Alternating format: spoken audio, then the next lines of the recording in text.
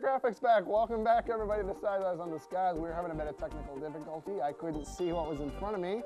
We're going to have a great show now, though, because I can, so stay tuned for this awesome episode of Size Eyes on the Skies after the break.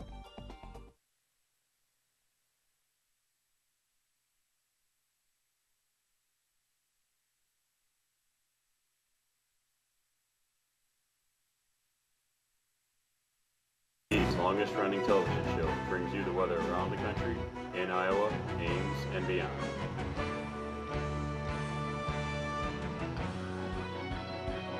The Iowa State Meteorology Department's team of forecasters keeps you ahead of the next weather system.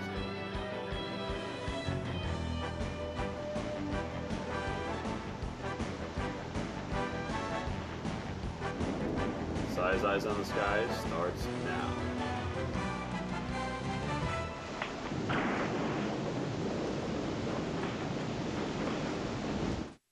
Welcome back, everybody, to Size Eyes. I'm joined with Rachael Witter, resident chief meteorologist.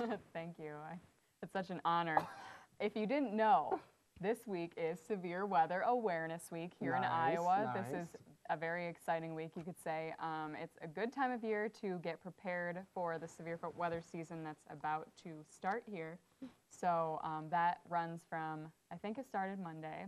So we're now 2 days into it, and it goes till Friday. And today, if you were out at all, I think this morning, tornado sirens were going off. Oh. They test those, yep. I was watching TV today. I don't know if anyone else was watching TV. They actually flashed that across the screen today.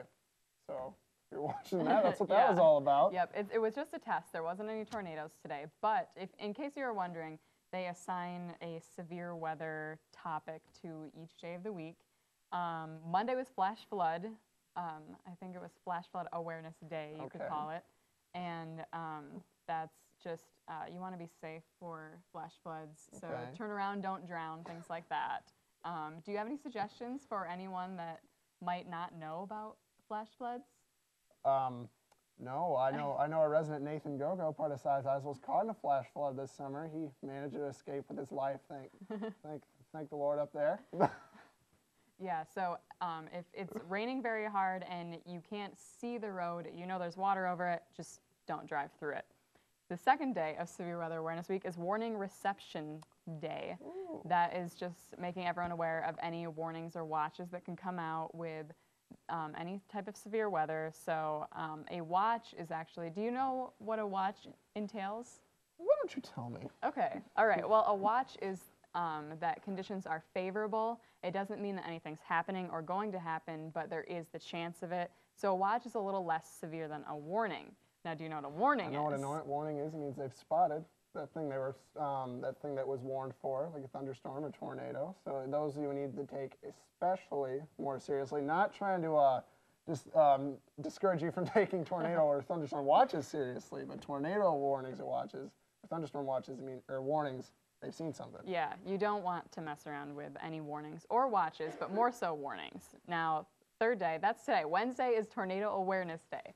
So, in case you were wondering, that's why those tornado sirens were going off this morning. And a tornado is something that you want to be prepared for because these will strike very fast and they could be devastating pretty quickly. So, these are things that you want to get prepared for in advance. Maybe talk to your family about a tornado safety plan. Do you know of the safest place to be? I know the safest places are typically in your basement of your house, in an interior room of your house with all four walls. A lot of people think driving away from a tornado is probably a good idea. Some would say that's not, because you're, in a car, you're actually more likely to get hurt, obviously, in a tornado. And if you're out in the open when a tornado's coming, the best thing to do is to get in a ditch. Try to get as flat as you can to the ground. And one myth people have is to go under overpasses in the roads. Actually, a bad idea. Creates a wind tunnel in there. Winds can be twice as fast, sometimes huge gusts in there. So just try to get flat ground, lay as flat as you can to escape the wind. Or an interior room. If you're in a mobile home, definitely get out of there and go to safety, a solid building, maybe a grocery store or something like that. Anything that's not a mobile home, it's probably one of the most dangerous places to be in a tornado. Tomorrow, Severe Thunderstorm Day. So this is also another very exciting day.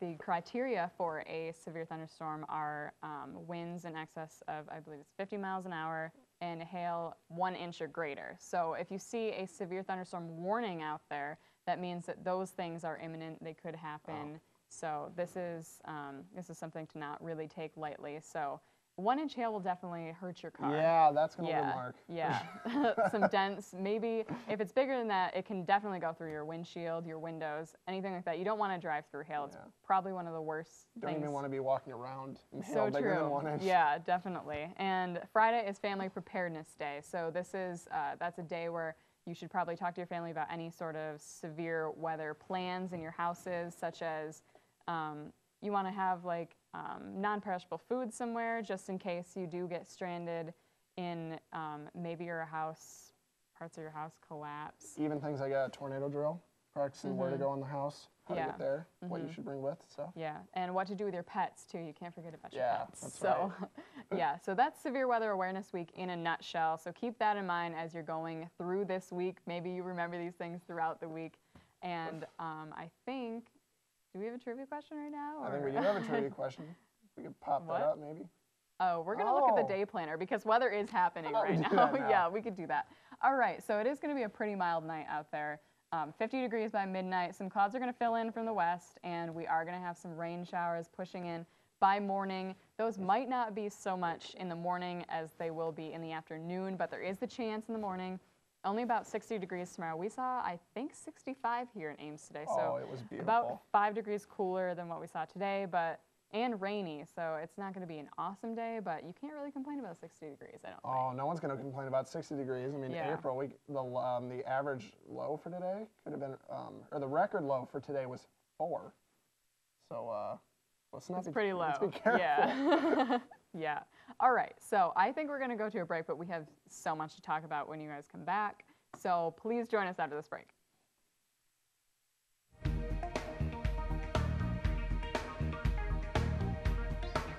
Now, I think you're wondering where the trivia question is. We'll get to that in a second, but we do have the possibility of some severe weather later this week into this weekend.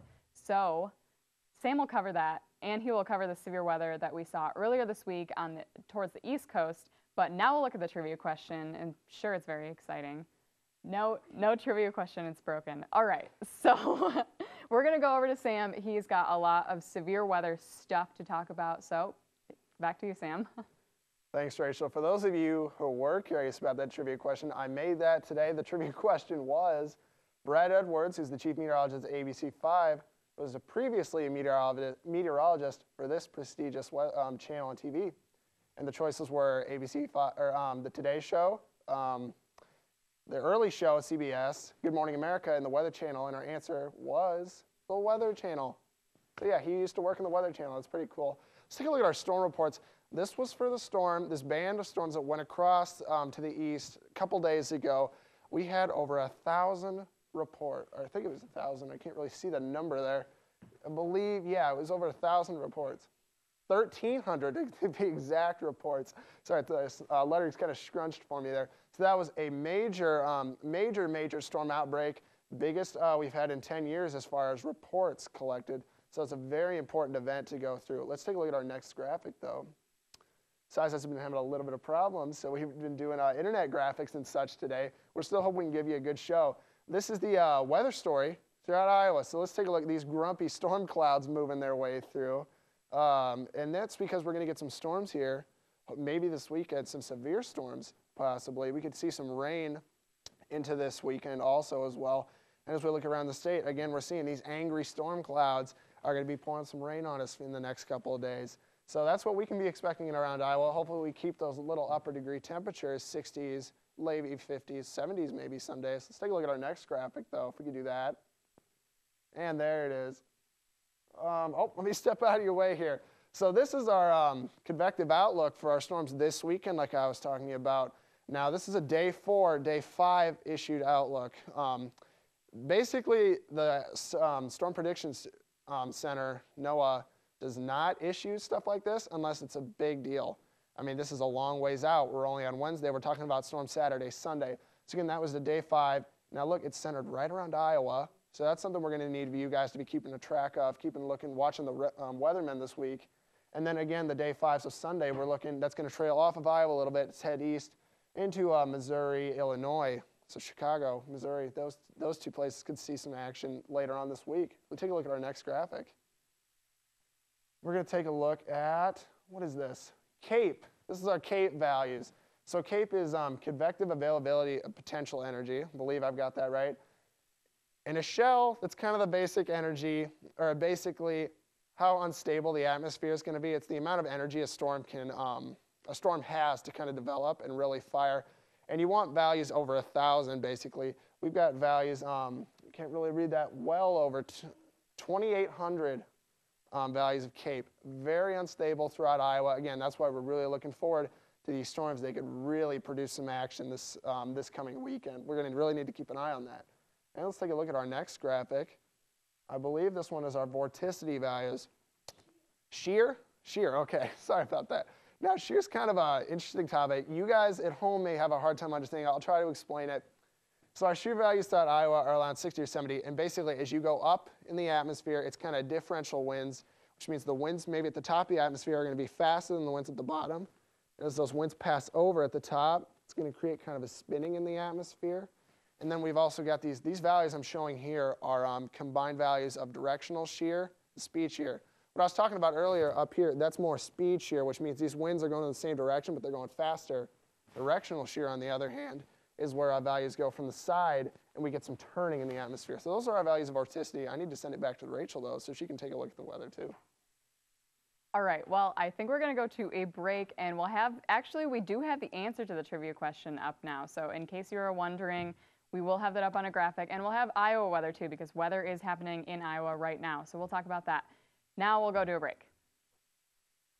Oh, welcome back, everybody, to Size Ice on the Skies. I'll tell you what, folks, my graphics machine decided to wake up a little bit. Let's take a look at our trivia question for those of you who missed it. Okay, so our trivia question for today: before working at ABC Channel 5 News, Brad Edwards was a meteorologist of what prestigious weather show? And our answer was, of course, B, the Weather Channel. Very, very nice, charming man. Wealth of knowledge. He'll teach you anything. Such a nice guy, Brad. Right now, let's send it over to our wealth of knowledge, Rachael Witter. Well, thank you, Sam. This isn't so much the Weather Channel. This is ISU TV, but we will try and give it a shot. A Weather Channel, a run for its money.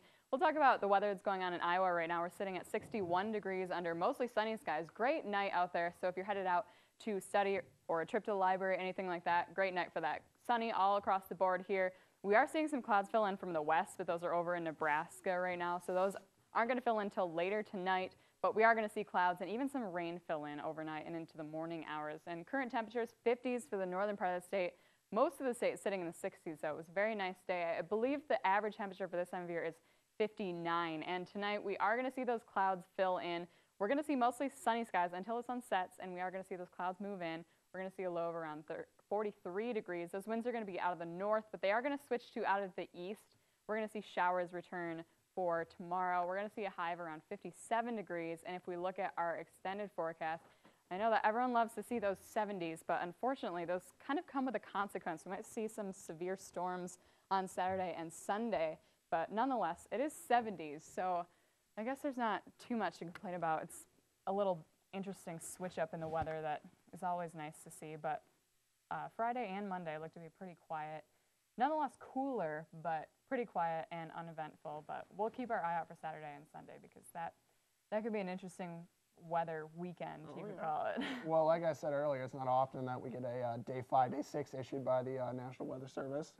Yeah. So big action. Again, let's remember those tornado safety things we talked about earlier, tornado safety procedures. You want to get to the interior of your house, stay inside, get to the basement especially. Just be safe this weekend is what we want.